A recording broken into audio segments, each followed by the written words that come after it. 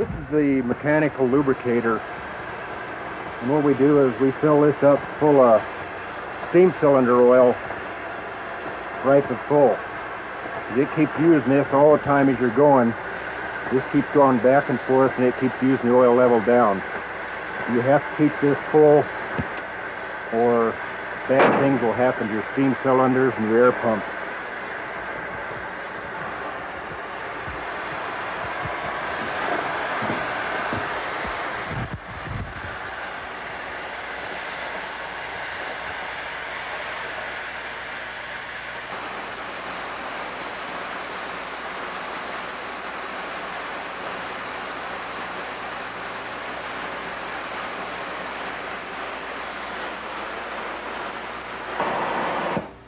The valve oil is mixed with the steam as it's going into the cylinders, and that lubricates everything in the cylinder.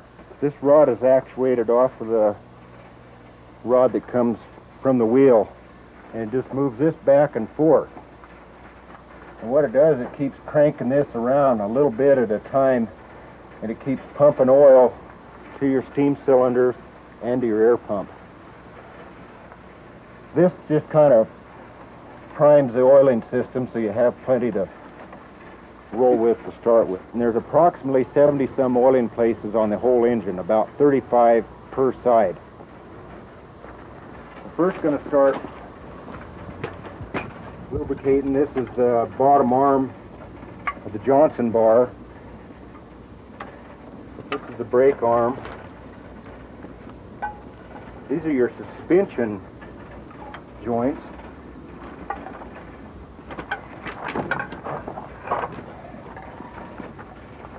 Some of these oiling places are kind of hidden. You can't see them yet, you just know where they're at.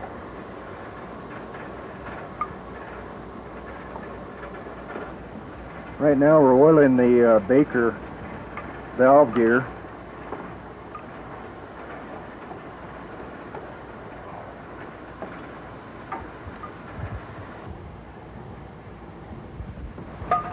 What we're using for general lubrication is journal oil. Use the same thing in the main journal boxes on the engine and also on the train.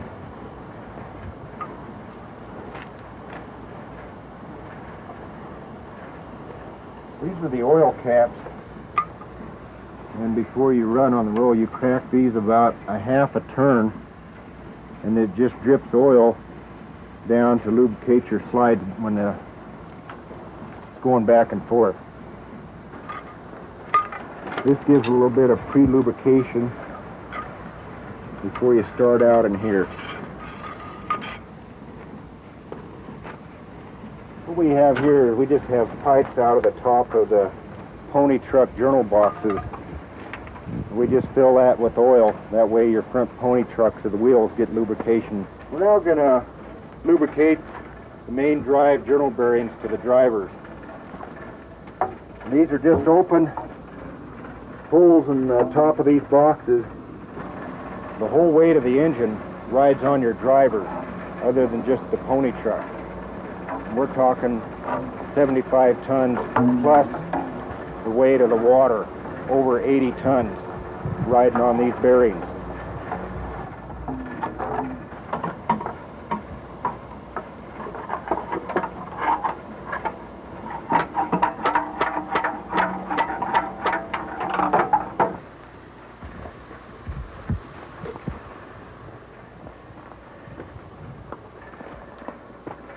We're going to pack the rod pins with a pin dope, which is a real heavy grease.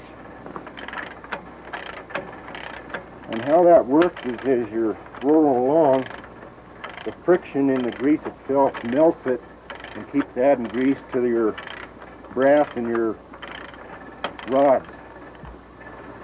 What you have is a steel rod coming out from your main drive wheel, which is steel, and then you have two halves of the rod brass on each end. And as these wear down, these can be adjusted, move closer to take up the slack. But you have to keep them doped all the time. You don't dare let them run dry and things heat up, and then the brass will gall. We're now going to push pin dope down into the rod pin in order to lubricate the brass bearings in these rods. We run the grease caps down until we see grease coming out. That we know that they are lubricated. And if they feel hot to the hand, where you can't touch them, you know they're getting hot. That same goes for your journal bearings. If they get hot, you can feel it on the side of the wheel if they're heating up. Because that one will be hotter than this one. And if it feels hot to the hand where you can't touch it, you know you didn't either get enough lubrication or you have a main problem. I leave the grease caps up fairly high so we can lubricate these between runs. We run short on time between runs. All we have to do is crank these down. We don't have to take the grease cap all the way out and put new pin dope in. We got enough in there to last the whole day.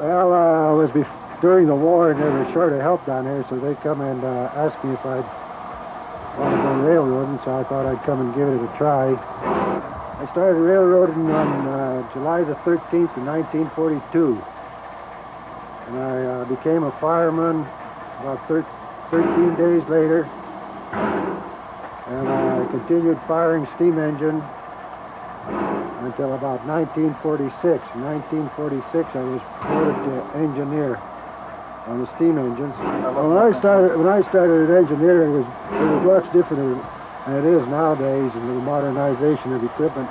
When I started out to be an engineer, I had to put so many hours as fireman and so many hours breaking in as an engineer. And you run it to a time where they thought you were qualified. And a lot of the time you was learning how to be qualified as an engineer, you had to study books called The Science of Locomotive Engines. You had to study those books, and you had to study train operating rules, the book of rules of the railroad. And when they thought you were qualified for an engineer, you had to go to the master mechanic's office and take a written test on the workings of a locomotive. And when you finished that test, you had to go to the superintendent's office and take a written and oral test of the operations of the whole railroad. And then if you passed the test, you became an engineer, and they give you a seniority date on the day you passed the test. Well, I think working around the railroad, I think it is just something that grows on you. The more you get into it, the better you like it. And you just become accustomed to it, and you stick with it. I'm a boilermaker by trade, and they had come up with a mechanical problem on the engine, a slight boiler leak. And rather than contact someone from Sacramento or from Carson City, I was contacted to see if I could help. And luckily I was able to help with the problem, and I got help. Although we do go with the book learning, we rely on people like Joe and the others in the community that did this for a living. And they learned it the hard way, and they know the easy ways around things. The book tells you a straight, staid method, and we try to learn it just the way it was taught to our predecessors. The experience of these old guys, we hope to be able to follow in their footsteps and hope to be able to do it wisely. And they've left us a great treasure, and I just hope we can maintain it for them. Okay, we're going to start the train. We're going to back up, so I'll give a signal. 3 short blasts on the whistle signifies backup. And now you move the reverse lever all the way back, release the brake, and pull the throttle out easy.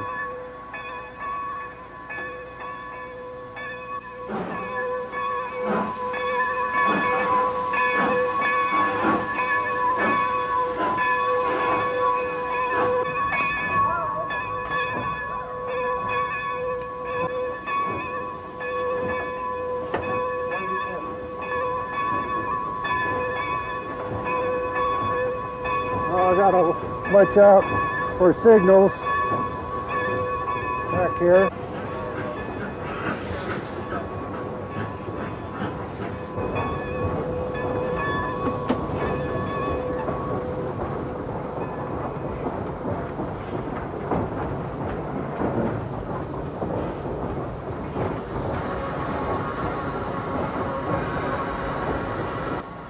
I'm gonna stop the engine when we're over the switch. Using the engine brakes very lightly.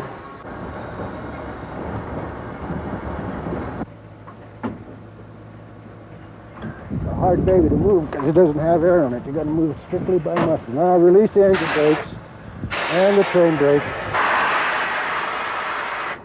Pull out on the throttle, which will move the engine ahead.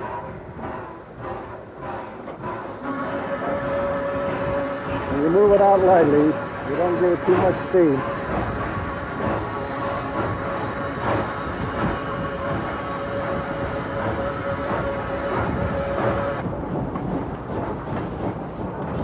Okay, I got to set this junction bar so it's not quite as much power. Go down a little, so I'll push in on the throttle.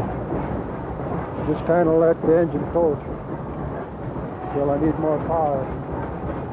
Then I pull the throttle out of it.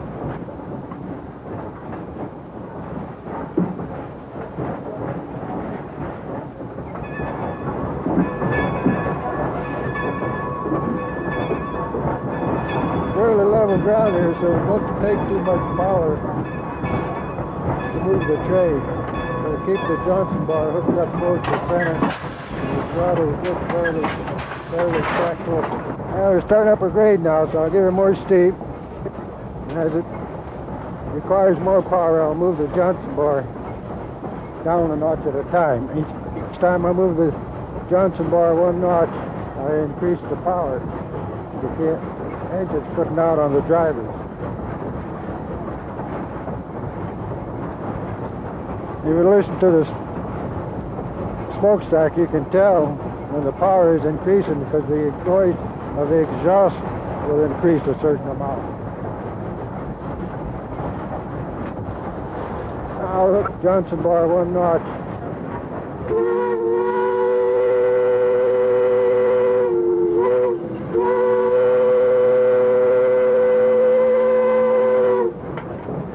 So I'm moving the Johnson bar down.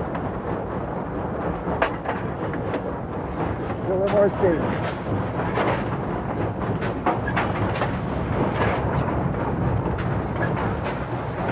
We're heading up pretty good grade here, so it takes a little more power. Move the Johnson bar down. Increase the power.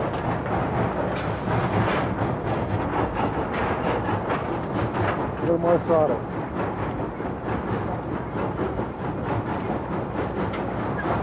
All there is a combination. You kind of work your throttle in accordance with your Johnson bar. I like this engine. It's a good engine. It's a smooth running engine. It doesn't give you any trouble.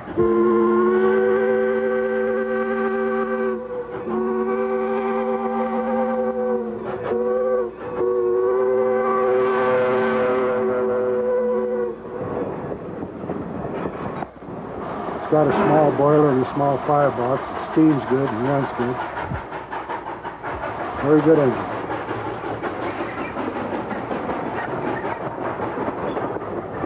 That's the only thing you might encounter on this particular section of track. You'd have to watch for things on the track. People walking along the track, kids playing along the track, or anything that might interfere with the operation of the engine going as it goes up the track.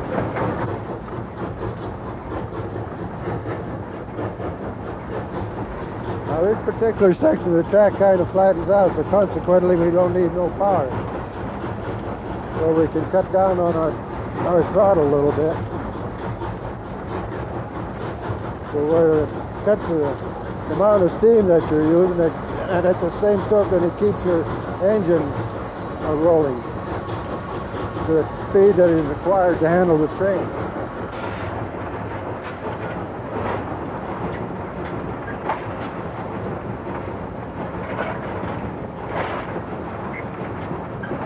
But you have to watch your water glass at all times to make sure that the water glass has plenty of water on it. At the same time, you have to be alert and watch the track, not only going forward, but you have to look back and make sure that everything is all right in the back of the train.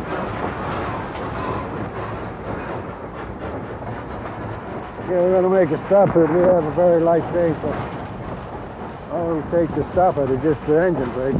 If you apply the engine brakes very lightly, this length of the train, it doesn't take much brakes to stop it. We're going to make a brief stop here.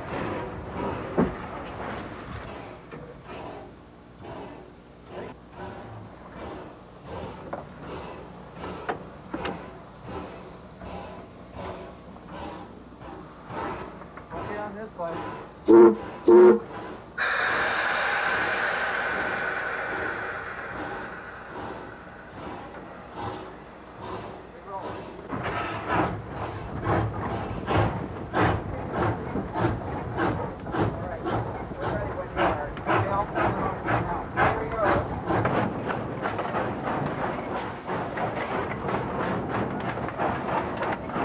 Monitoring both the fire by adding coal, making sure that the fire stays at a nice even level in order to supply satisfactory steam for the engineer.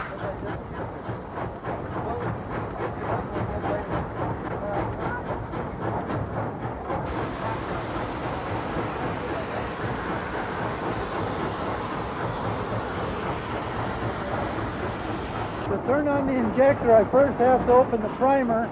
And as I do, I check the primer pipe to make sure that it's spewing water instead of steam. When the water comes, I open the water and turn off the primer, and then I monitor my water level through my water glass. When I've determined that there's enough water level in the boiler, we also use that to help control the temperature of the boiler and the pressure. I then turn this handle off, and that shuts off the injector.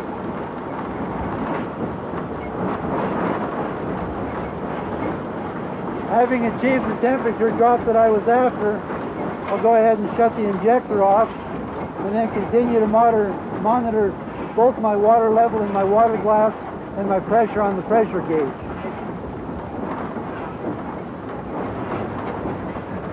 Another function that the fireman serves, because of the size of the locomotive, he's an extra set of eyes and ears for the engineer on this side, since the engineer can't see both sides of the locomotive at the same time.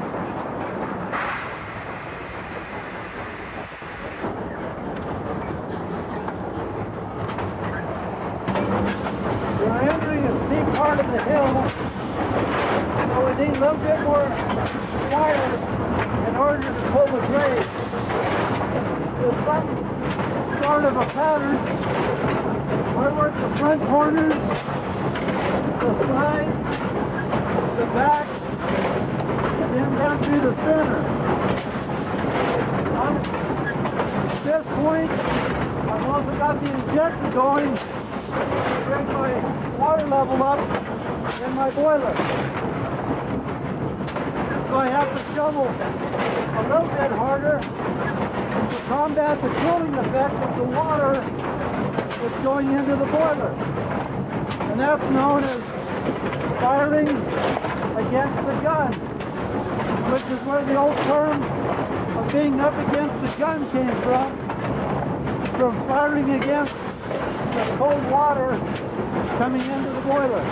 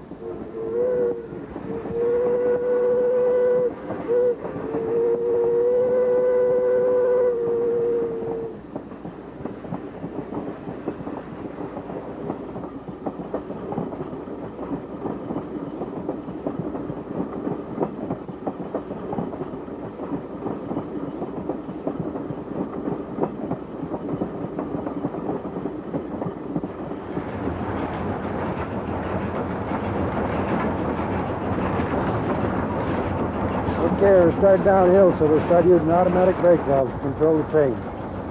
First I'll make a reduction. That's drawing air out of the train line.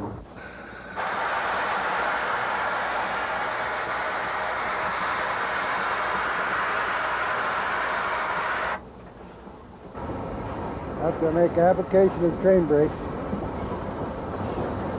I'll hold it right there. No air comes out of the train, no air goes back. To release the brakes, air has to go back in the train line, so I'll put the automatic brake valve in release position. As the train picks up momentum, I'll have to draw more air out of the train line, which in turn lifts up the brakes on the train. And I'll keep them set up until I reach the speed I want, and then I will release the brakes.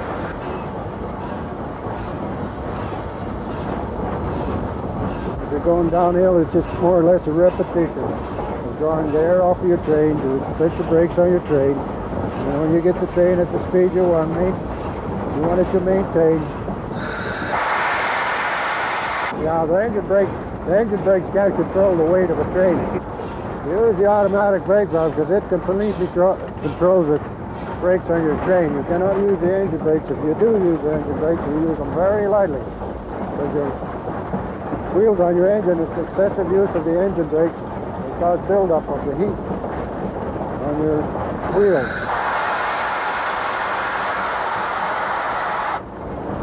So, to control your train brakes, you use strictly the automatic brake valve. My water glass is right here. The engineer can see the water glass directly from his side of the cab and can monitor the water level. I can monitor it from my position simply by looking at this mirror and seeing the reflection and judging where our water level is. You never want your water level to drop below the lowest point of the crown sheet, which is shown here on the back center of the boiler by a steel plate with a line on it. Should it ever get to a point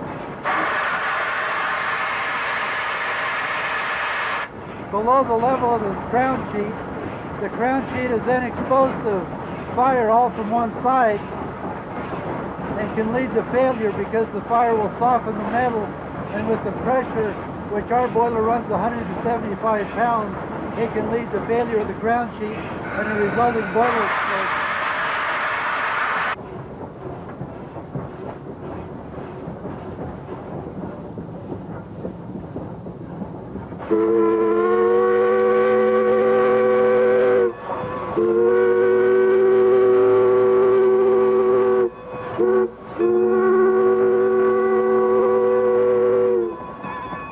Fellas that I've worked with here they are good fellas, they're conscientious, and they catch on pretty fast, and I show them what to do and they pick it up. I don't have to tell them too many times. We did have one young lady we broke in. She was one of the first engineers, and I was surprised at how much a young lady like that could learn and how fast I could learn it. And I just hope that in the future they'll probably make another 2 or 3 engineers on this engine. I'm breaking in as an engineer, and Joe asked me if I wanted to go ahead and run, and he took the firing. Well, for most of us, it takes great big shovelfuls of coal, and Joe, with 39 years of past experience, can do it with a little nugget here and a little nugget there. It's more of a knowing where to put it rather than how much you put in the boiler. These are the things we still have to refine. Maybe save a little bit on the expense down the line on our coal.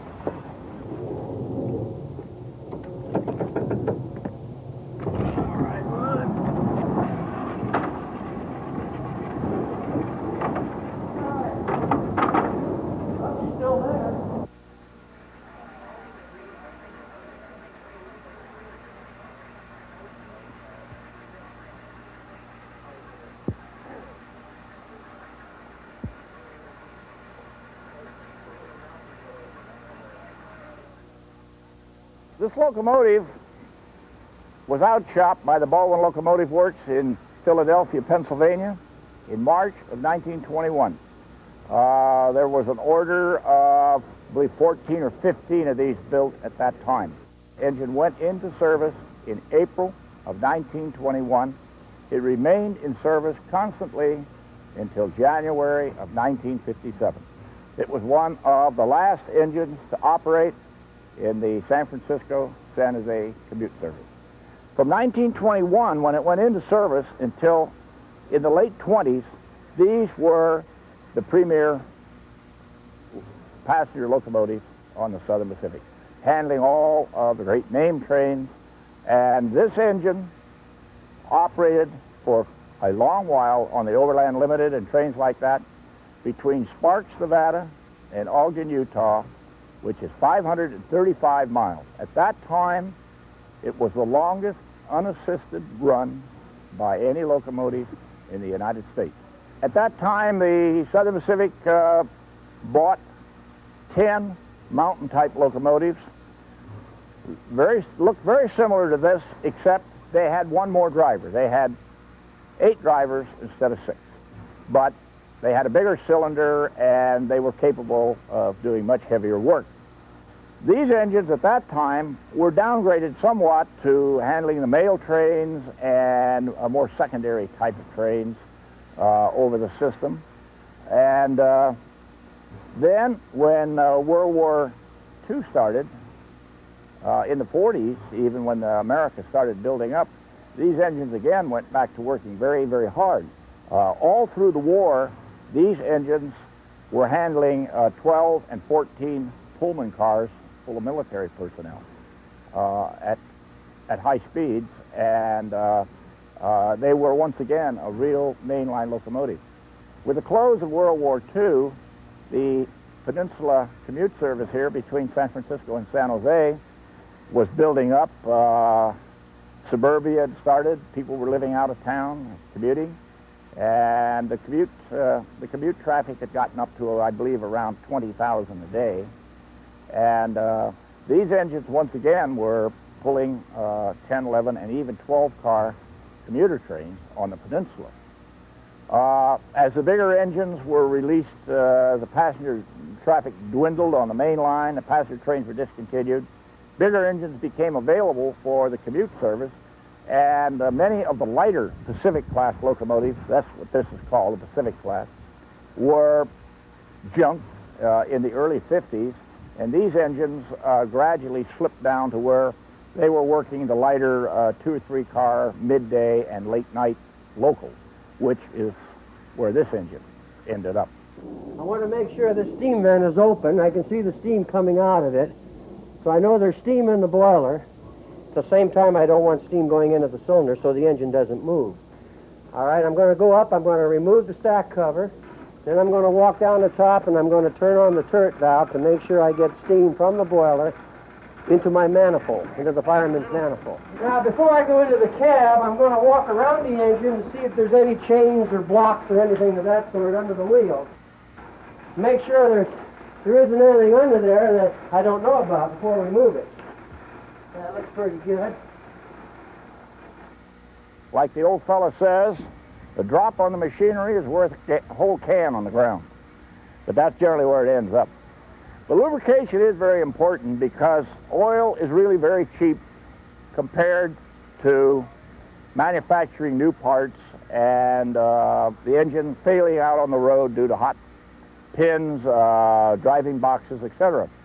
The driving wheels are all equipped with a grease cake, what we call a grease cake lubricator under there, and that is what the stars on the center of the wheels designate. Everybody thought Southern Pacific did that to pretty them up. Not true. It meant that the engine was equipped with grease pad lubricators. What it is a pad made of grease. It's held by a metal container. It's shaped to fit the bottom of the axle. There's springs underneath it which keep it pushed up against the bottom of the axle like this, so that it's leaking. This is what I told you about a can on the ground. Anyway, as the axle turns in here, this simply rubs on it, and the axle is constantly picking up a small amount of grease. That's how they're lubricated. This is a trailing wheel. One axle, there's 47,000 pounds resting on these two wheels. And inside here is the bearing for this. This is the axle, and this is the bearing. This is what we call a flat back bearing. You can see right around here is the white, what we call white metal or babbitt. And this axle rotates in it. Down in the bottom here is a pad that rubs on the bottom of the axle, and you can look through the little window here and you see that's full of oil. So that means there's proper lubrication in it. The valve motion here, which is all of this. These are all grease fittings here, and we use a kind of a graphited type of grease, which holds up. It's very, very good lubricant.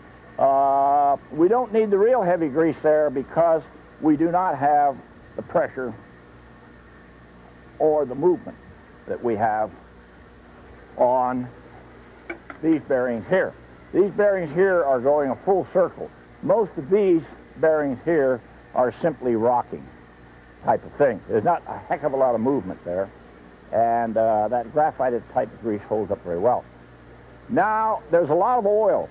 Lots of things to oil on here.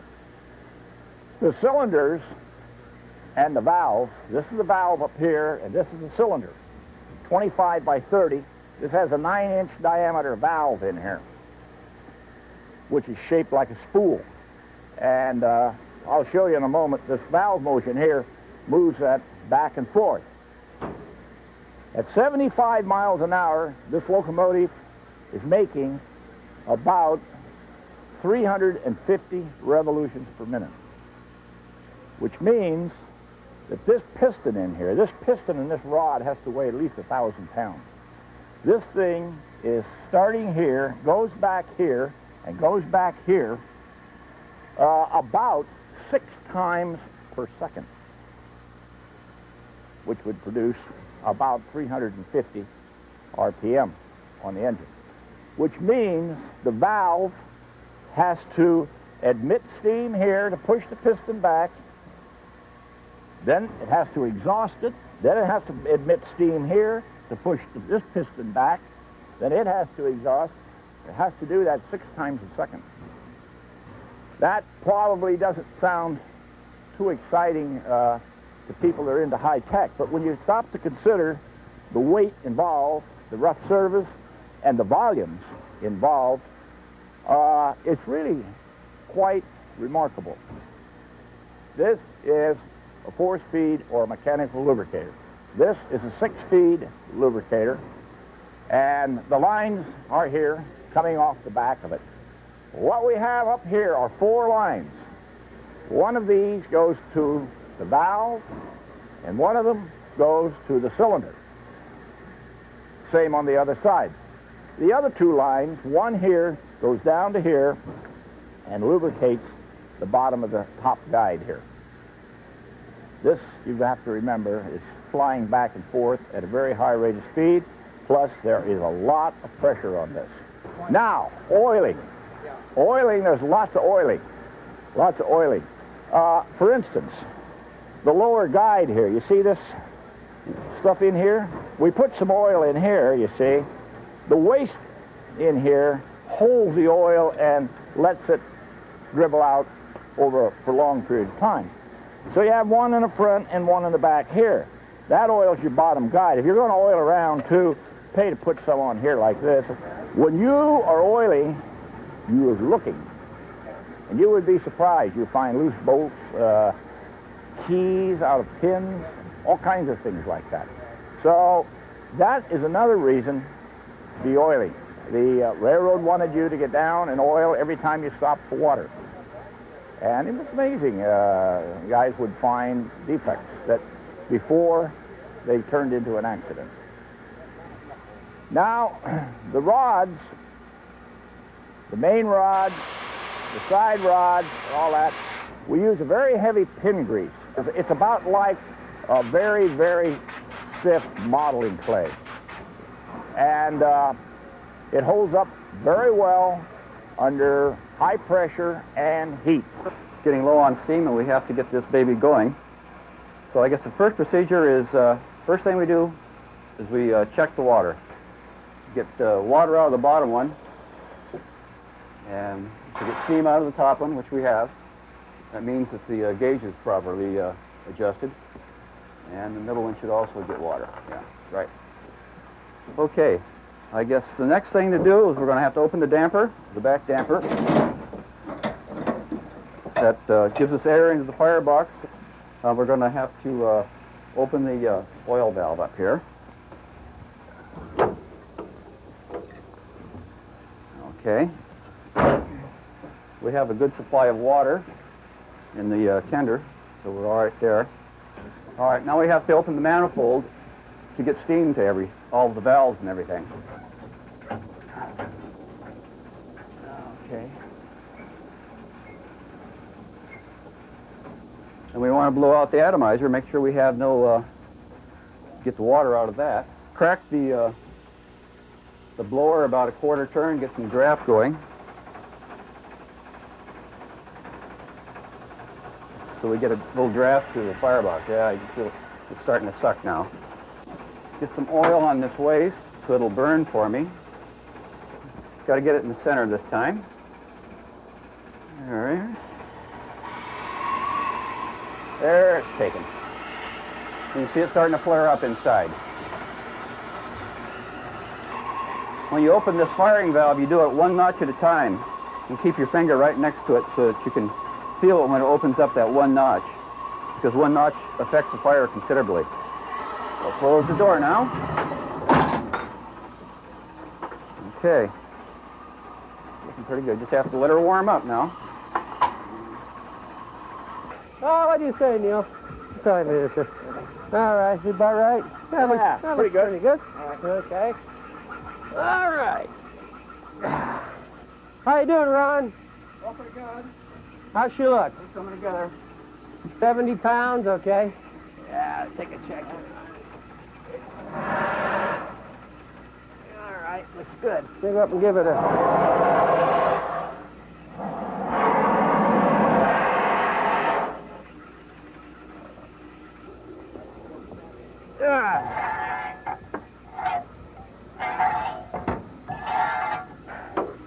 You got it, Ron. 719 gallons, Neil.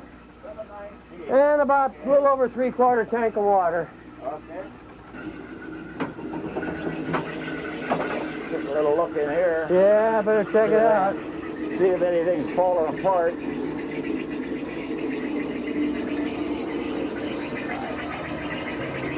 Was okay? Yeah, good and dry, nice and dry. All right, good. Give her a kick in the pants a little bit and see if we can get the steam up. Okay. Well, I started firing in 1951. I was just a young kid right out of high school. I went over to the Southern Pacific on the Coast Division here in June of 51. And then I went through a series of student firing trips, a lot of yard work. I think Neil and I were kind of figuring out about 600-700 hours of yard work before we even got out on the main line. But anyway, in those days, we wanted to make our, as they call it, we make our date, our first actual firing job by ourselves. That was our seniority date. So we tried to get that in as quick as possible so we would get as much seniority as we possibly could. And so it was like 8 on and 8 off. You know, we'd work a shift and we'd go home, sleep a while, and come right back and work another shift. Just got it in as quick as we could. And I made my date. I started around, I was graduated June the 6th, and I was probably in the SP hospital going through physicals and that sort of thing, and examinations and so forth, around the 10th of June, and I made my date October the 4th. So it was quite an extensive program, and this was with no time off, just like 8 on, 8 off, just working all the time. And what prompted me to go to the SP is I just was always in love with steam. I mean, as a kid, I just loved to watch these things go by, and it was always my dream to fire steam engines and be in the engine crew and eventually be an engineer. What we got here on the fireman's side of this road engine is, first of all, this is the manifold valve. It allows steam from the turret down this line here into my manifold, which is basically broken up into other various valves for controlling the fire. This gauge up here, this valve here, is the water glass, or the upper valve to the water glass, which allows the water, or the steam part of the boiler, to come on down into the top of the water glass. This is the valve for the bottom. It allows it to come up, and this is also the drain valve. Now, when we open this drain valve, the steam pressure in the boiler will blow the water out. You'll hear that, and then it should come back if everything is working normally. All right? Now, the water does come back in the gauge, so I know this gauge is operating pretty well. All right, now we get down to the actual firing of the engine. This, of course, is the firebox. This is the firebox door, and I'll give you a little picture of the fire. We'll open it. And we've got a little fire rolling in there right now. This is the peephole, and we cut it down a little bit just so I can see the color of the fire from where I'm sitting. Now, this is the firing valve. This is the firing pin, which is used to set your spot fire and actually control the movement of the valve so you don't put your fire out by shutting the oil off too quickly. This is the quadrant here. You can see a lot of little teeth on here. And we actually fire the engine by moving the firing valve a notch at a time, basically. They call that walking the valve. We've got 2 brass valves here. One's a water valve and one's a steam valve. This is our injector. This is the second way we get water into the boiler. This is the way we'll use while we're not working steam. Feed water pump is basically the same way, except it's a heating pump. And you work this when you're working steam in the engine. So in other words, if the engineer's got the throttle open and we're going down the main line and we have the blower off because we have enough draft going through the firebox by the simple exhausting of the locomotive, then we can crack the water pump and we can operate off of here. This is by far much more efficient. It heats the water much better, gets a little hotter than the injector, and you don't lose any water. Everything is kind of a closed circuit. Pump it right into the boiler. As long as this gauge is moving back and forth, you know your pump is operating. Okay. This gauge is the steam heat, and of course the old cars, we were equipped here with this boiler to steam heat the coaches. And basically, we would give 10 pounds of steam heat for each coach with a minimum of 50 pounds. This engine fires and works on 210 pounds of steam pressure. This is my gauge here. The engineer also has one on his side, as well as a water glass. Now, the only other valve that I see I've missed here, I don't know if you can see it or not, but back here is it's a blow-down valve. And what it does, it blows, when we start to move the locomotive early in the morning, we get a lot of sediment that's been built up in the boiler, and it settles to the bottom of the mud ring. It's a lower part. This valve is located in the lower part of the boiler, so all the sediment sits there. And then we give this boiler a little blow, and I'll pull this valve back, and that'll That'll blow off the sediment and the impurities in the boiler. It tends to keep it clean.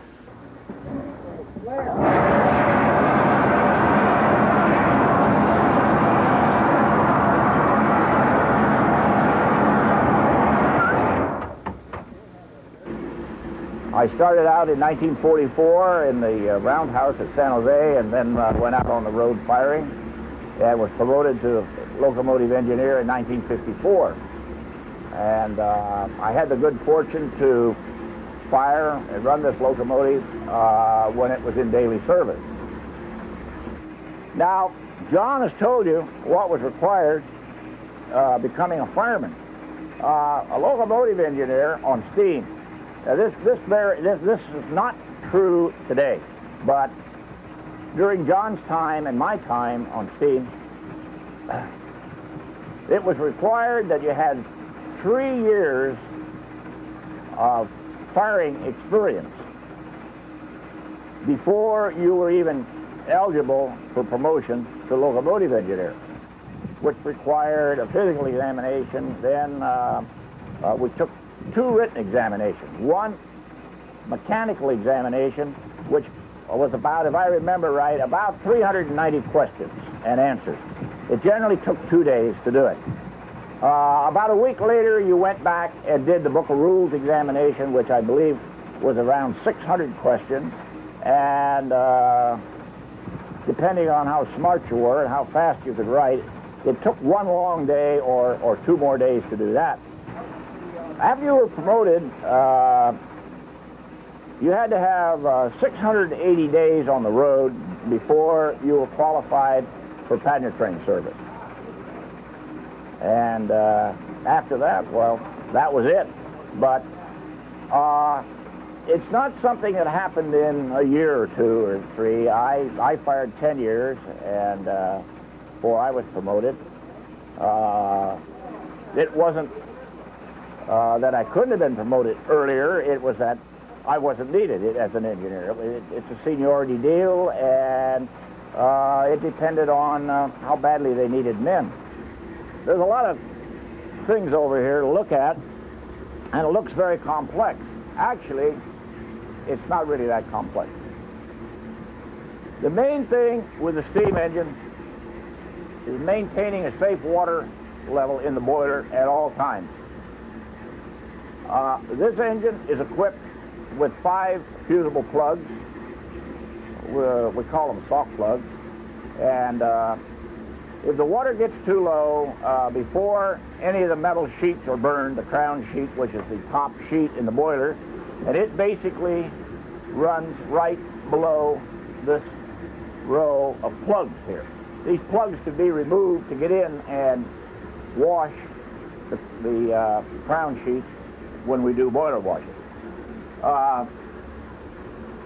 Actually, when the water is at the bottom of your water glass here, or over here, you still have about 3.5 to 4 inches of water on top of the crown sheet. That is a safety factor and is required. If the water gets too low, gets down to about only 1 inch of water on top of the crown sheet, these fusible plugs are held in by a lead solder type of thing, which melts at a predetermined temperature. The plugs will then function, which will blow out the fusible plug, which is about 3/4 of an inch in diameter, and the steam and water in the boiler go down into the firebox and extinguish the fire. This prevents overheating of the crown sheet, which could result in a boiler explosion. Actually, everyone seems to be very afraid about boiler explosions. Actually, you consider the number of boiler explosions they ever had, really considering the number of engines and the amount of hours of service, they're really very, very safe. We blow these glasses down quite frequently because they have had experiences where boiler scale, foreign material and one thing or another, getting in here and plugging up the passageway in here, and the glass then gives a false reading. So we periodically boil them down. The water goes completely out, and then you observe that it comes back up again at approximately the same level that it was at again. Back up to the manifold, there are certain things here that concern me. This valve here turns on the lubricator, the steam.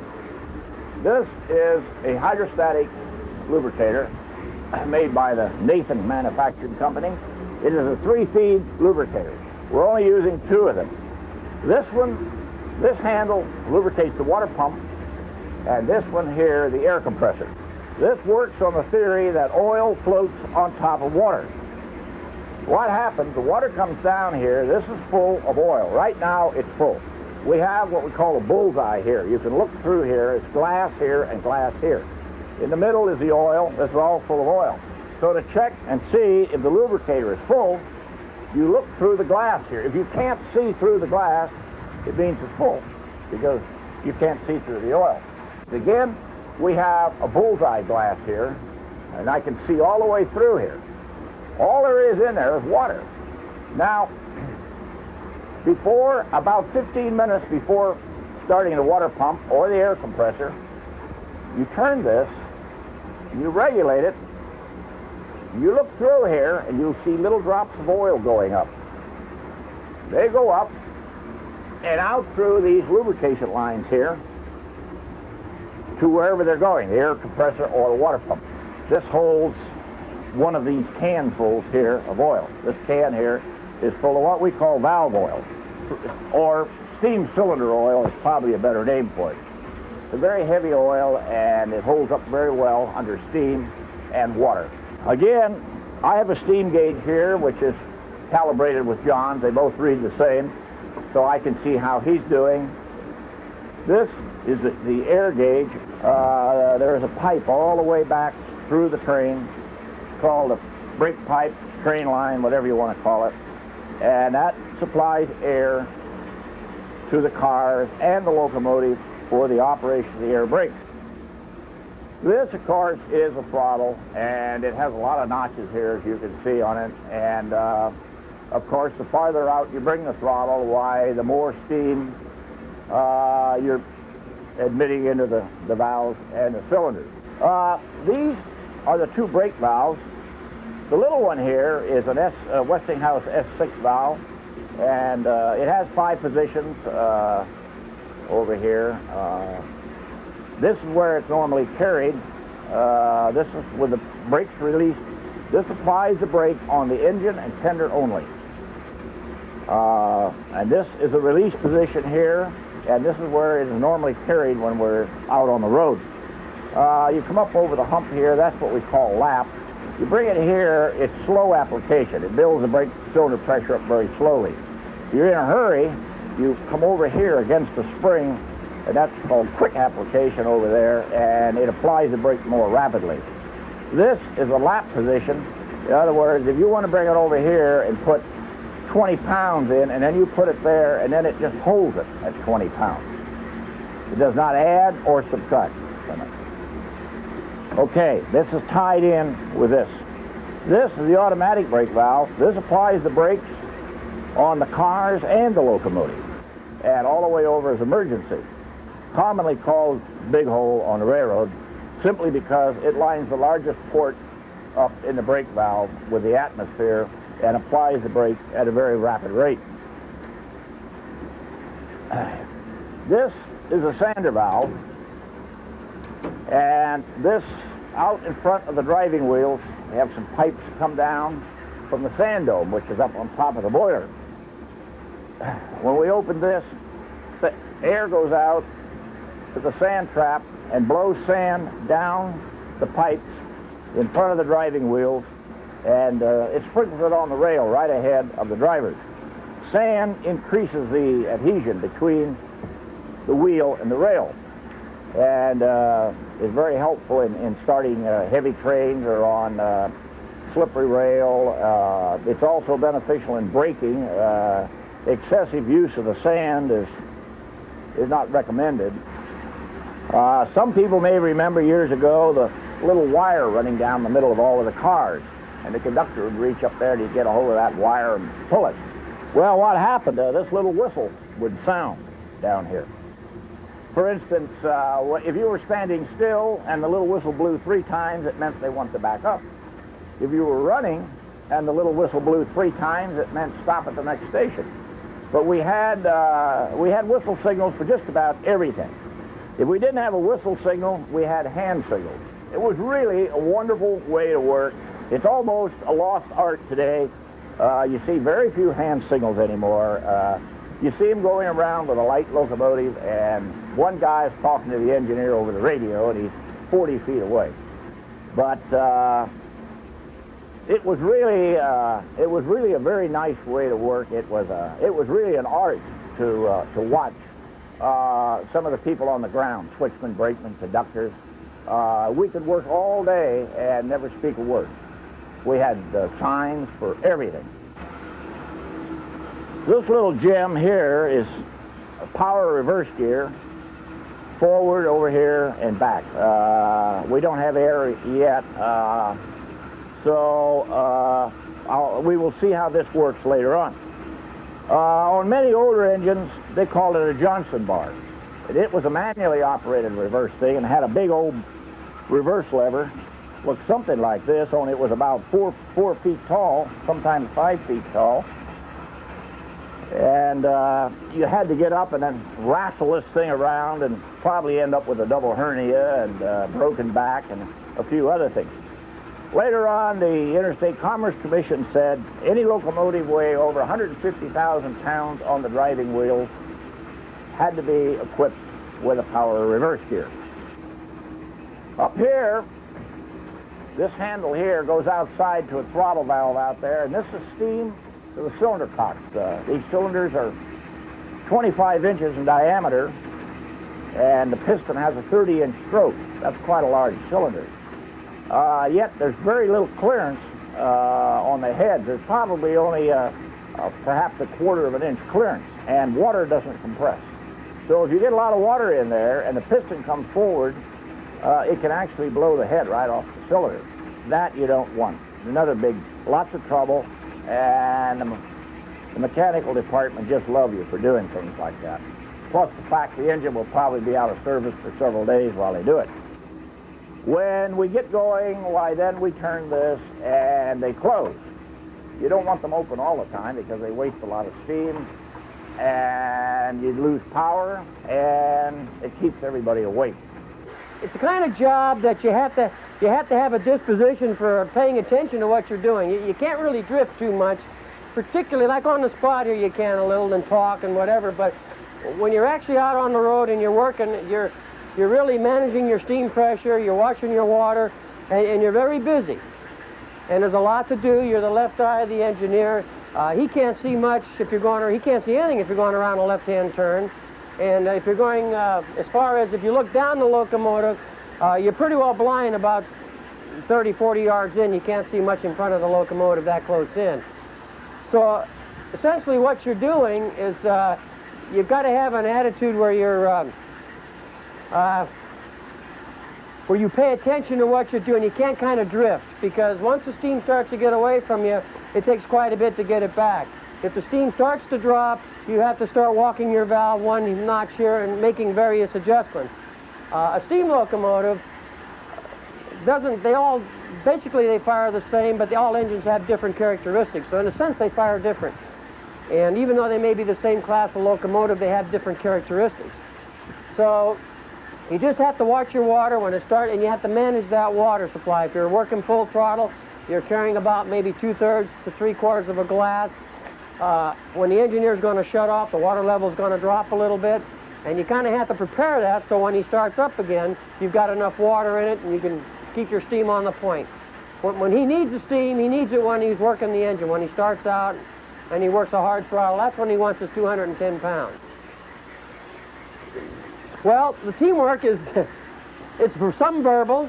A lot of it, if we're calling signals, we'll use the air valve, kind of saves the voice a little bit, or we'll call out a green and he'll wave to me in response and vice versa. So we communicate the signals, that's number one, to know the track is clear. My communication with the engineer is I watch him. So as I'm going down the road, I'd be in this position here looking out the window. I'm looking at my steam gauge, I'm looking at my water, and I've got my eye on him and the throttle. is I'm supplying power for the engineer. He's got to have steam pressure, and I've got to make sure the boiler is safe so she has plenty of water in her. You can't make steam without water, and you don't want to run low water in any of these types of boilers. Well, a clean stack tells me that the fire is burning efficiently. If I wanted to get maximum heat out of the oil I've got in there, then I would be burning a light brown haze. If you can't do it with a light brown haze, why then you've probably got something wrong, and it's something you have to look into. Either the fire is out of adjustment, or you've got a dirty flue, your fire or your boiler's not steaming as well as it should. The first thing, of course, is that you have to know that it's safe to move the locomotive. Right now, we have our blue flag up here. The engine is not to be moved under any circumstances, not to be coupled onto by another locomotive or cars. And this is a safeguard for people working on and about the locomotive, and it is to be respected at all times. The person putting this flag up is the person that takes it down. And when he takes it down, it's his responsibility to know that it is safe to move the locomotive. You've got to look around, make sure that the chains are out from underneath the locomotive. You have to make sure that the brakes are applied on the locomotive and the tender. As a matter of fact, you do that before you take the chains out, so that the engine does not roll away on you or there's any kind of an uncontrolled movement. After you've walked around and ascertained that it's safe to move, you do that. Fine. To do that, you move the reverse lever all the way into the forward position.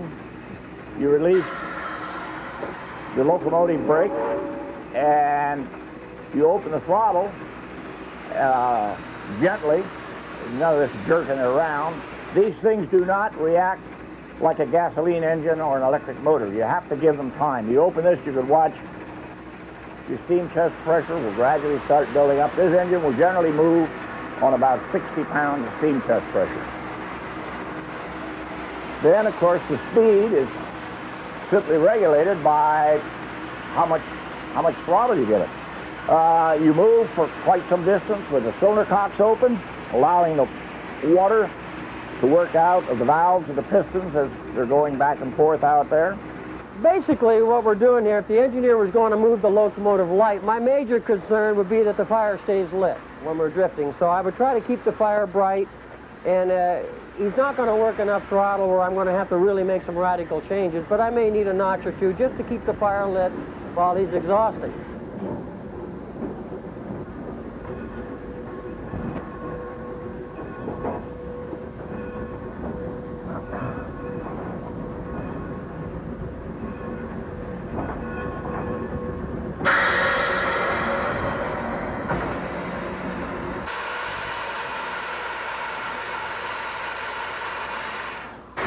I'm going to back up, so we'll ring the bell a little bit. Here we go, back up. All right, back up. Now, as the engine starts exhausting, I'm just going to try to keep the fire. I'm looking at it through the peephole there. Keep it from going out. Keep a bright color in it. And at the same time, we'll try to maintain our steam pressure a little bit. And we'll look back out the window here to see where we're going.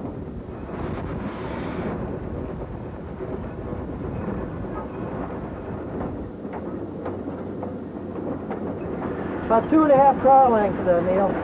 Okay. Now you got about 2. All right.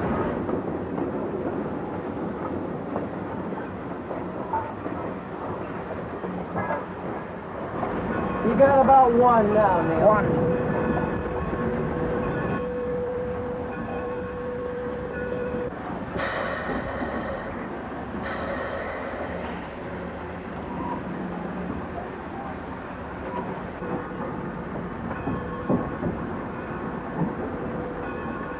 Back down and couple onto the train. That time, the carman would couple up the air hose between the tender and the cars and cut in the air.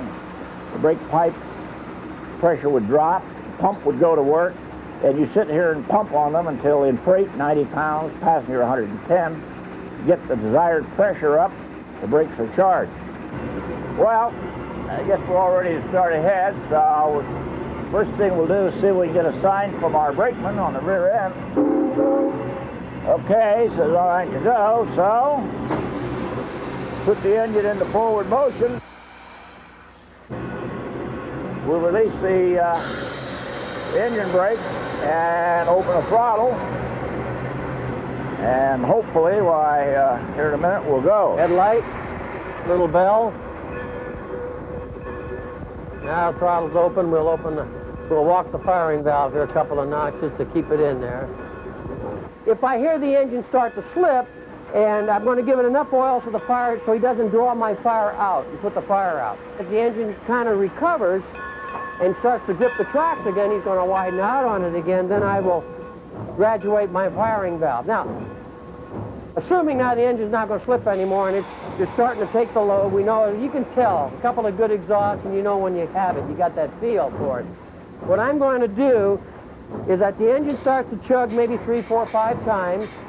I'm going to walk the valve up and keep that pressure right at 210. But I'm going to have about 5 or 6 notches here that I can play with the oil valve before I have a maximum fire. And in order for me to determine that, I have to look out the stack or look through this window at the stack. When I see a light brown haze coming out of the stack, then I know I've achieved my own personal maximum fire. Once we get out, we get the train moving. Well, we get out on the main line and we chug along. Yard tracks out of yards and things, 5, 10 miles an hour, depending on the railroad and what they know. We get out on the main line, why, we're going to go, let's say, 60-mile-an-hour speed limit. Why, you would just gradually move the throttle on out until you're all the way out here with it. By this time, we'd probably have 190 pounds.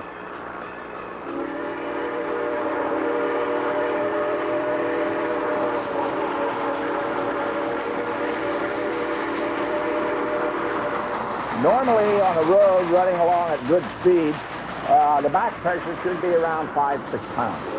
If the speed starts increasing, you start notching up. As you notice, the quadrant here has 50, 60 teeth on it here. What you're doing is shortening the valve travel out there, which means the valve cuts the steam off to the cylinder at an earlier time. With the reverse lever all the way down, this engine is probably getting steam in the cylinder for about 70% of the stroke. For 21 inches, at which time the valve would cut the steam off. At very high speed with this engine, you're probably admitting steam only to about 10% of the stroke. You're probably only admitting steam for about the first 3 or 4 inches of the stroke. The rest of it is all done by expansion. That's one of the most wonderful things that the steam engine had going for itself, was the expansive power of the steam. The proper handling of the reverse lever is very, very important. It's really best and the most efficient if you can operate the locomotive with the throttle wide open, because the steam at very high pressure in here has more expansive power and therefore is more efficient. On a long-run passenger train like the Daylight or the Lark, you're going along 70 miles an hour and you want to stop at, we'll say, Salinas. The first thing you would do is probably make a reduction here. Now this is going to make a little bit of noise, so hold on. Now you reduce the brake pipe by 10 pounds. Back on the cars, you get 2.5 times the 10, which means in the brake cylinders on the coaches and the sleeping cars back there now, you have 25 pounds per square inch in the brake cylinders back there. That'll do quite a little bit of work. Now, we always kept the engine brake released. As you can see here, the engine brake has come on now to 25 pounds, and that you don't want. So, this has a return spring in here, and you go over against that. You have to hold it there. The pressure will drop. Well, now the engine brake is released, but you still got the train brake on. And now, okay, at this time, now you would start to gradually close the throttle. You'd get it down a ways, and it would be good to drop the reverse lever down some. Then, you know, you've got to kind of play it by ear. It's like making a 3-point landing. You have to feel your way in.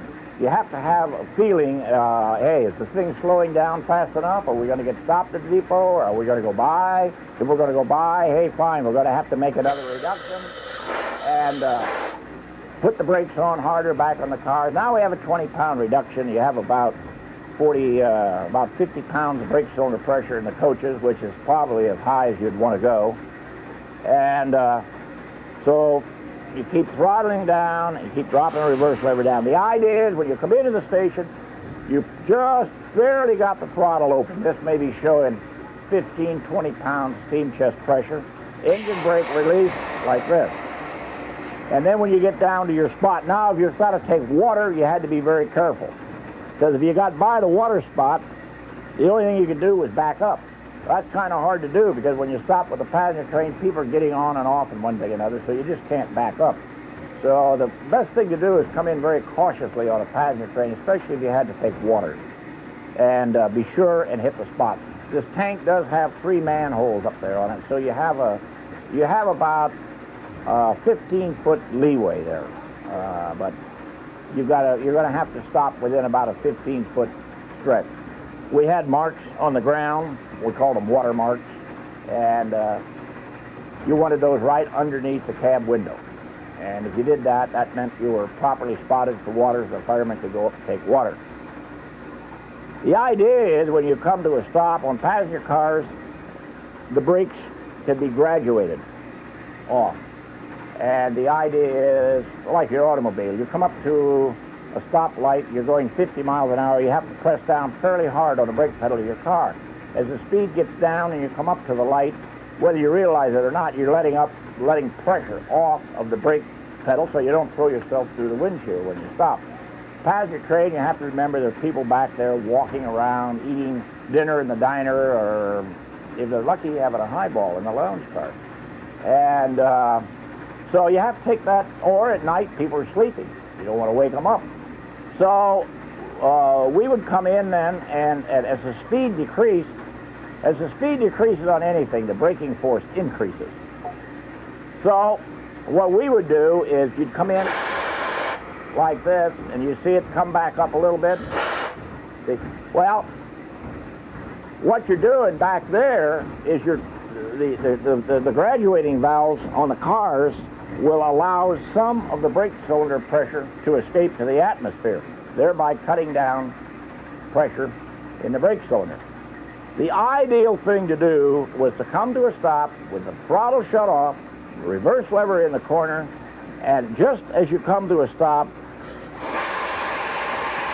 you'd release it like that, and of course the brakes don't let go that fast. They release through a retaining valve which has a choke in it, and it would take the brakes maybe 15 or 20 seconds to completely release on the car.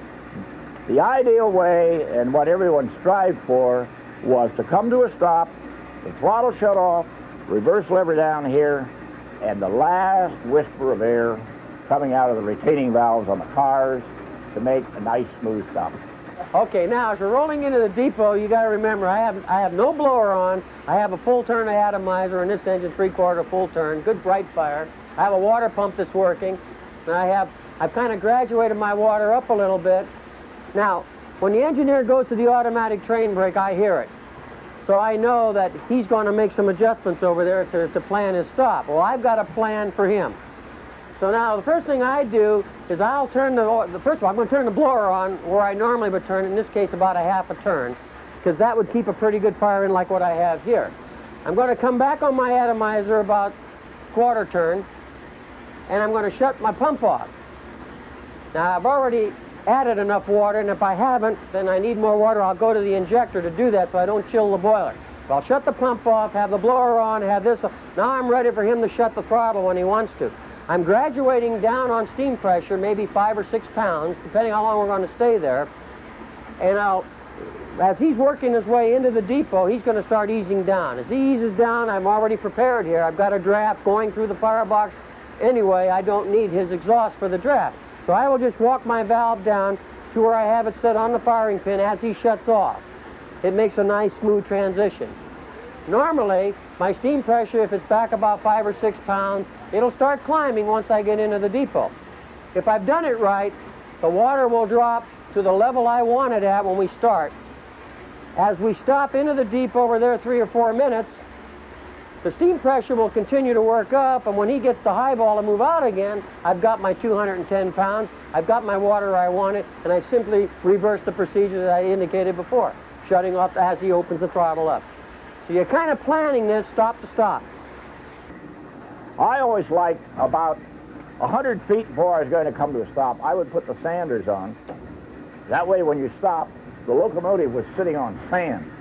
Now, when you get ready to leave, put that down and you could go right at them, put the sand on, and the engine won't slip because it's already sitting on sand. If you come in and stop and then try to leave and the engine wants to slip, well, it has to move about 30 feet before you get all of the wheels on the sand.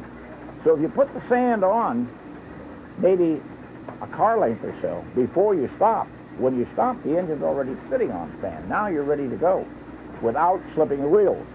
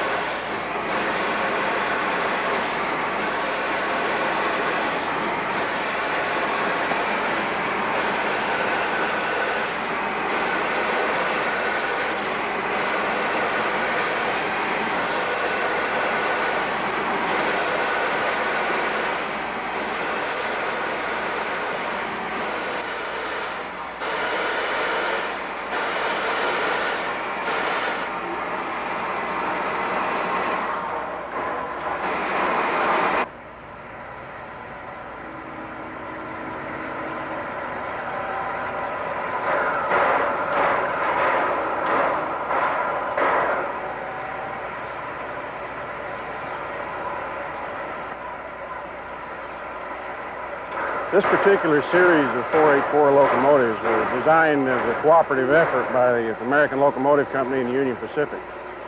They've never really been accorded the recognition that they should have had. They're very high-capacity locomotives, high capacity both in terms of the amount of steam they can produce and the amount of work that they can produce. It's a very well-rounded design. It's a very modern design. It kind of represents the state of the art as the art existed in the late 30s and the early 40s, because research work on steam locomotives virtually came to an end about then. Well, the fireman's duties are not only sitting in the chair. When I come down to work in the morning, I have to relieve the night crew. I also have to make sure that the tender is full of water, the tender is full of oil. If not, why? I've also got to get drinking water and ice since we have no refrigerator. I have to go turn on the air pump so we have air to move. I pull the chains, pull the blue flags if we're done working, make up the air hoses, make sure we got air going through what we're going out to the train with. I probably forgot something, but I usually do every morning. I forget something. I've got valves to close on the outside, and the mechanical department has a certain number of things they do also. I'm supposed to check to make sure to see that that's done. Then the boss, old Steve, shows up. He'll go around and check, make sure that I checked up on them and everything is all ready to go. It's not a come down, kick the tire, climb on and go. It's quite a bit of preparation before we get on and go. Now, it does not have roller bearing rods. They tried them on 2 different locomotives, and they were more trouble than they were worth. So when these locomotives were ordered, they did not go to roller bearing rods. They stayed with the old bronze bushing, which is inside the rod on each pin. That's grease lubricated, and it has to be lubricated. Practice back in the old days and now was you'd run not more than 150 miles without renewing the grease in those bushings. Another point of a modern locomotive is mechanical lubrication. Now, I mentioned the rod bearings. Those are the only things that have to be lubricated manually. All of the axles on the locomotive are roller bearing equipped, and the only maintenance they require is to check the oil about once a month. Is all you have to do to them. But there are hundreds of moving parts and moving points on the locomotive. Older type locomotives either used hand lubrication, as the old long spout engineer's oil can, or they used a hydrostatic lubricator, which was a lubricator that used steam and oil. It mixed the steam with the oil, and it used the steam pressure to take the oil to the various lube points. That was obsolete in the 20s. These locomotives are equipped with mechanical lubricators. which are actuated off the valve gear. That thing holds 2.5 gallons of oil, and you can see the many lines coming off of it, the many pipes coming off of it. The feed water heater consists of 3 parts. You start out with the cold water pump. That's a steam-driven turbine pump that takes water right out of the tender, right through this hose, and the water in the tender is at whatever temperature, ambient temperature. Cold water pump pumps the water up into a box up in the top of the smoke box, right ahead of the exhaust stack. And there, of course, inside that stack, the temperatures vary from 12 to 1800 degrees. There's a box inside there with a cooling coil, with a coil in it. The cold water goes through the coil. The coil is surrounded by the exhaust steam. The exhaust steam heats the water. It heats it to almost 300 degrees, already past the boiling point. From that point, the preheated water goes to the hot water pump. And the hot water pump is right here. This is a piston type pump, and it takes the preheated water out of the smoke box and pumps it into the boiler. The reason it's a piston type pump is it has to ram that water in against the 300 pounds boiler pressure that's trying to come back out through the pipe. You turn the whole works on with a little valve in the cab that starts the steam turbine pump, and it starts the water pump pumping back and forth, pumping the water in.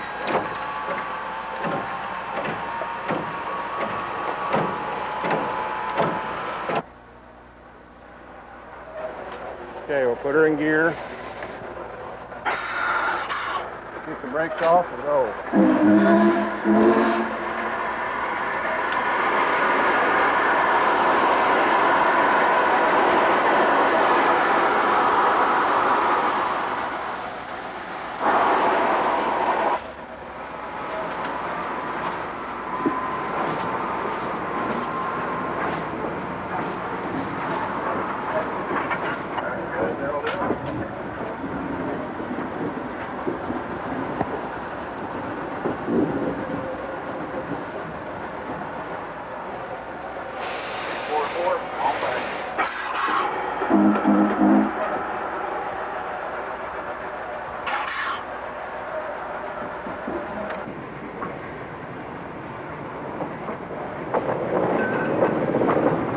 Most railroads back in steam days didn't trust the builders to do their own design work. Each railroad had its own engineering staff, its own huge design staff, and each railroad felt that it had to have custom-built power.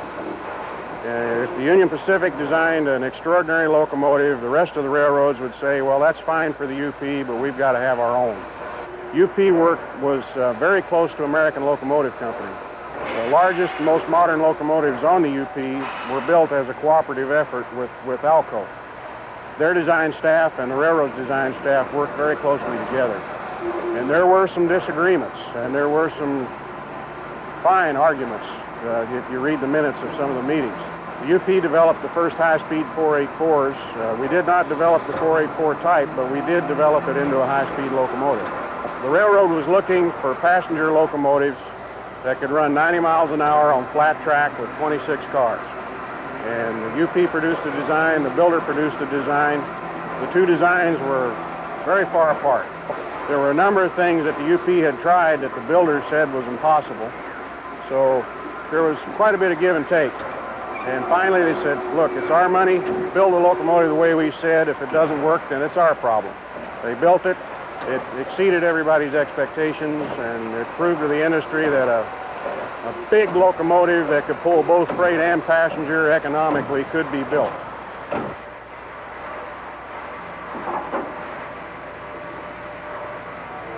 The locomotive has a one-piece cast steel frame. That means the entire frame from the pilot all the way back to under the cab was one giant sand casting, one-piece cast steel. On older locomotives, more primitive locomotives, the frame was built up of hundreds of individual pieces. The bolts would work loose, they would break over time, the frame would bend, the wheels would get out of alignment and all that.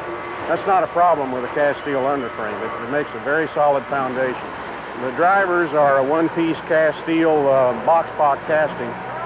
This is much preferred to the old obsolete spoke-type drivers. For one thing, it's much stronger. For another, it's easier to balance, and that's very important in a high-speed locomotive such as the 844. The rods are made of a very high-strength alloy. It's a manganese vanadium alloy. You notice they're not very big. They have a very high section modulus with very high strength. Rod failures were virtually unknown with these locomotives.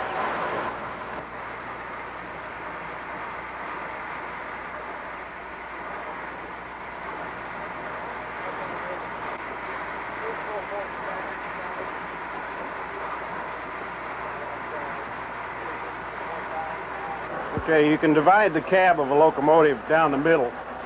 Everything on the right belongs to the engineer, everything on the left belongs to the fireman.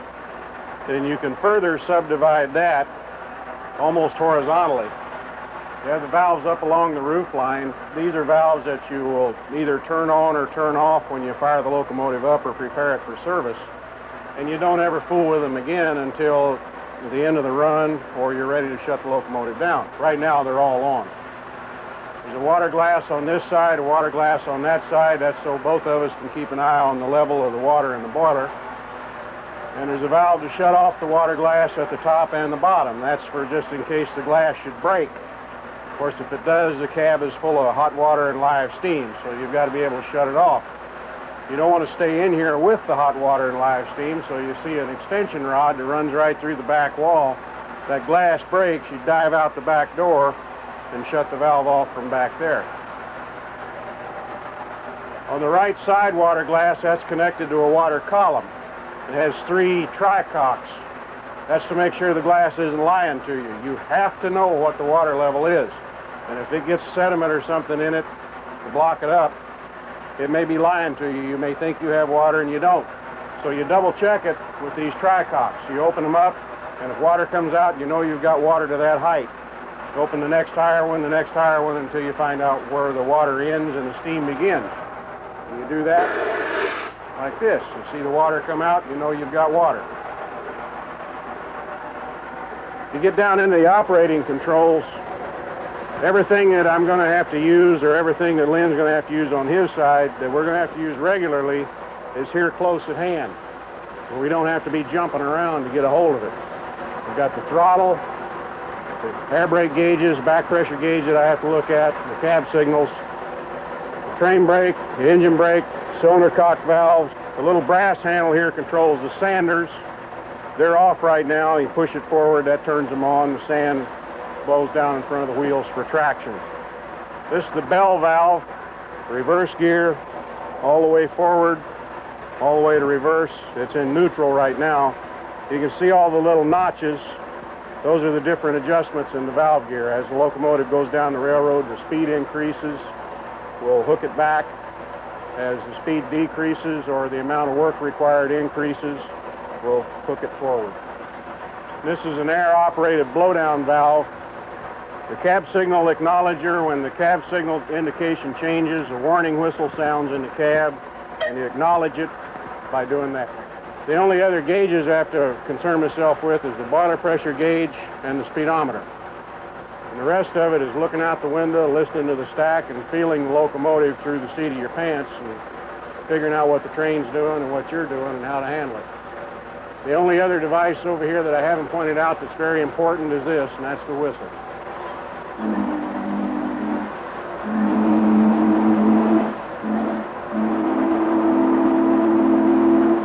Okay, basically my job as a fireman is to make a fire, and that's where the action takes place. My side of the cab to make the fire has 3 controls that I generally use all the time and pretty much continuously. I've got my oil feed valve here. Oil flows from the tender down underneath the locomotive by gravity. This valve goes through the floor and controls the amount running down out of that particular pipe. I have got an atomizer here, which is nothing but steam pressure that blows the oil out into the firebox. You can hear it. The more steam I use to blow it out, I can actually blow the fire and put it out if I do it wrong. All right, but my atomizer basically helps the oil to burn. Just running in there, it would not burn. You can't get enough oil moving, and it's basically in too large a chunks. So what you do, use the steam, it breaks it up into tiny mist and burns. In combination with this and the amount of draw that the locomotive is, judging by how much throttle is on there, several different factors, is how you tune it. Basically, my job is to tune it as we're driving along down the road. The blower that you see right here is what we're using to create an artificial draft while we're sitting here and the throttle is not open. Main thing I'm worried about over here is water. This is my feed water pump. I have a water glass on this side. I worry more about this than the pressure. This is the boiler pressure. He's got one over there. If it falls too low, I get yelled at. If this falls too low, go below this line, the crown sheet has been known to get hot. It will rupture. That's called a boiler explosion. Nobody survives those. We do not want that to happen. This particular feed water pump is very easy to operate. Steve showed you the turbine for the pump and the little ram engine up underneath here, and you can hear it. That's how easy it is to put water in on this one with a feed water pump. When you're going down the road, if you're working a heavier train than what we had today, you kind of figure, I've got a little notch here. You set it to where it's using the same amount of water that you're putting in. Then you can adjust this, adjust your smoke, so you got a nice light gray stack, and everything will stay absolutely even, theoretically, forever. But then, of course, always got a hill. You've got a town that says slow down to 45. He puts in the throttle. I've got to rearrange these three. He comes out on the throttle. I got to rearrange these three again. I have a cab signal device on my side that's a repeat of the other side, so I don't have to get up and go over and see if he's obeying the rules, because this is co-responsibility. At home, you've got to draft your fireplace. It's a big, heavy one. It's about this big by this big, and it's made of iron. That controls the amount of air going into the firebox. Fire in this particular engine with that particular man over there running is kind of like driving a stick shift car. Once you get used to it, it becomes second nature, because he is very good at what he does. It makes my job so much easier. If he were to get mad at me, he could really make it rough on me. But what he'll do, when he toot, I know we're going to go, he releases the brakes, he drags out the throttle over there. Well, I've got to be ready. Assuming everything else is done, you're coupled to the train, the air test is complete, and you've got a signal to leave and all that sort of thing. First thing you do is stand up, take the pin out, and put it back over here so it doesn't flap around and break the glass out of the gauges.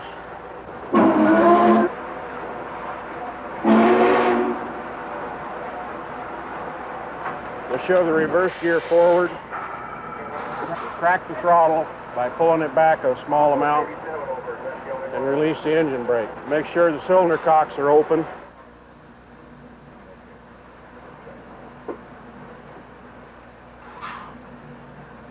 The locomotive doesn't move within a reasonable amount of time, we'll give it more throttle, a little more throttle, a little more throttle, until it either starts to move or the wheels slip, one or the other. Once it starts to move, we'll shut it back off and work it slowly until we stretch all the slack out in the train. If you leave it open and you start jerking the cars, why, the further back, the greater impact there is in the train. Pretty soon you're knocking people on their cans back there. Starting the train is a pretty tricky process to do it right. Once you've got it moving, then you'll close the cylinder cocks, and you'll have more power that way. The only reason you have the cylinder cocks open is to blow out all the condensation. The locomotive's been setting for a long time. There'll be a couple dozen gallons of water in the cylinders and superheaters and everything else. You've got to get all of that out of there. If not, you can blow a cylinder head, or a lot of other things can happen. All of them are bad.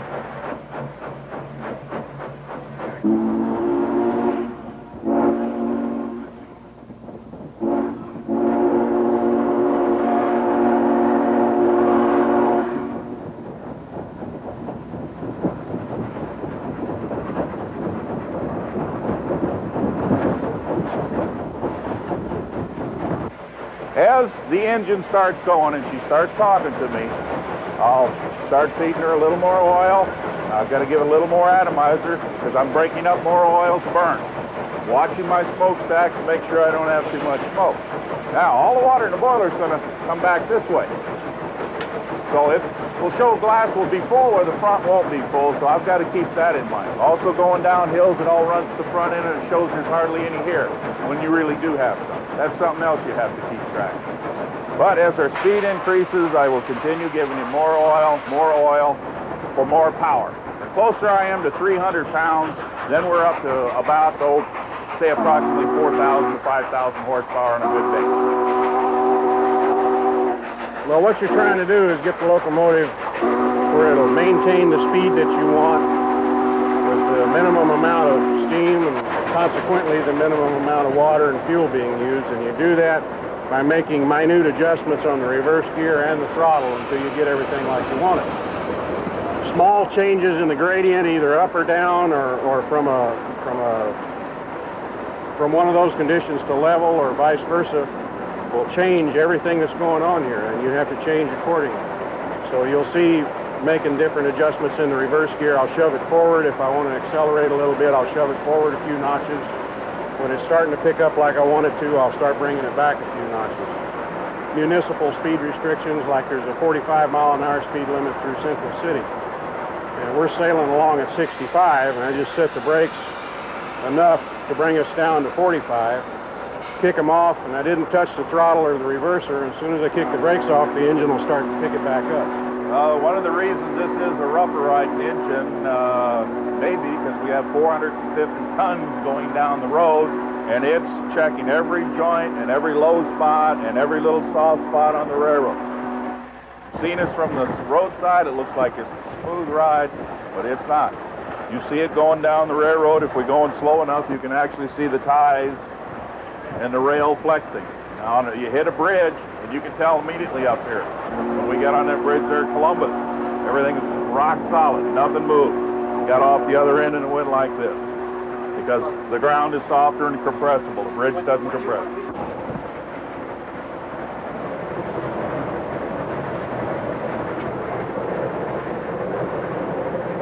That oil and stuff going through and condensing on my fluids, it'll form a layer on there. That layer is like insulation. If you got a big train, you need maximum horsepower. So what I have to do is sand the fluids. We have scoop. Another one.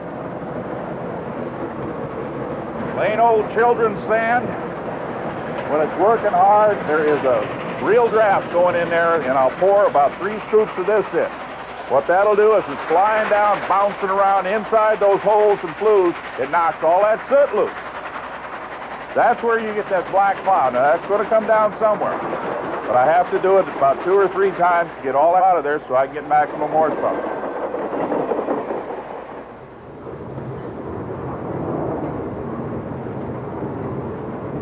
There are always things to fool with. Of course, when the cap signals change, as they did a number of times, they have to be acknowledged. You're talking on the radio, you're thinking 3 or 4 miles down the road where you're going to have to slow down or where you're going to have to stop. And we knew exactly where it was they wanted to go, and nobody knew how to get there except for a roundabout way. Then you're thinking, where am I going to apply the brake? How much am I going to apply? How long am I going to leave it applied? What am I going to do with the throttle and the reverse? Exactly where do I want to stop and how do I want to stop? Are trains coming? Or the dispatcher trying to call me? Where's the slack in my train? What's the speed limit here? What's the speed limit down the road? That's just part of it. We're also watching the water, watching the steam pressure, watching the smoke.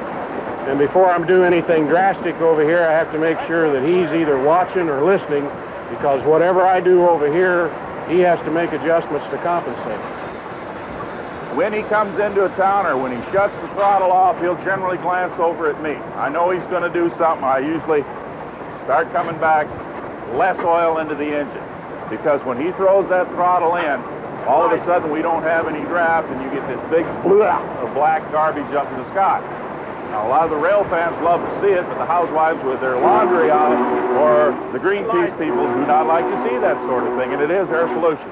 So we keep it down to an absolute minimum at all times.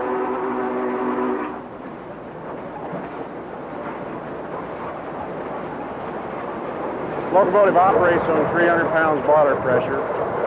It's rated at 63,000 pounds plus tractive effort, which is probably a conservative rating. They were tested out at over 5,000 cylinder horsepower, which again is a conservative rating. We know that the locomotive can outdo that. There are test reports and test results that indicate it can perform far beyond what the design engineers calculated that it could do. It has very high superheating capability. By that, it produces 750 degrees steam, which is very hot, very dry steam, which produces the most work. It has a feed water heater, which preheats the water before it goes into the boiler. It uses the exhaust steam to do that, which saves a lot of fuel. It has roller bearings. It has 80-inch drivers. It has one-piece cast steel frame. And it has many other small features that can't be seen because they're inside or underneath. But they were very well-liked locomotives. They were very efficient locomotives. Even though they were designed for passenger service, they were very successful in freight service after passenger trains were dieselized. And they found that the maintenance costs were much less than they had anticipated. The availability was much higher than anticipated. Locomotives could pull heavier trains than it was thought that they could pull. The tonnage ratings on them were increased several times over the lives of the locomotive, and they can still pull more than their rated tonnage. It's just a good all-around locomotive.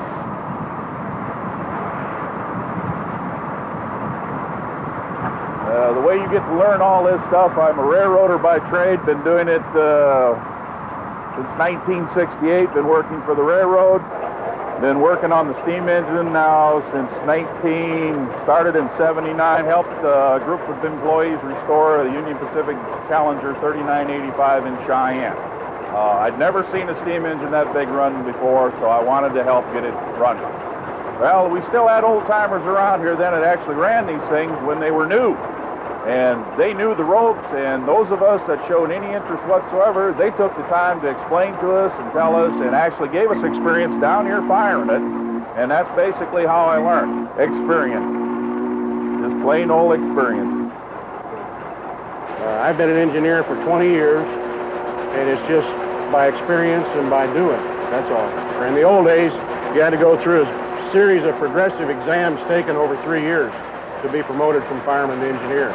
It's not quite that stringent nowadays, but there are still very specific tests that have to be done. But even the test, once you pass the test, you still got to become seasoned, and the only way you become seasoned is by working all kinds of trains, all kinds of hours, all kinds of weather conditions. No two trips are the same, no two trains are the same, and it just takes years of doing.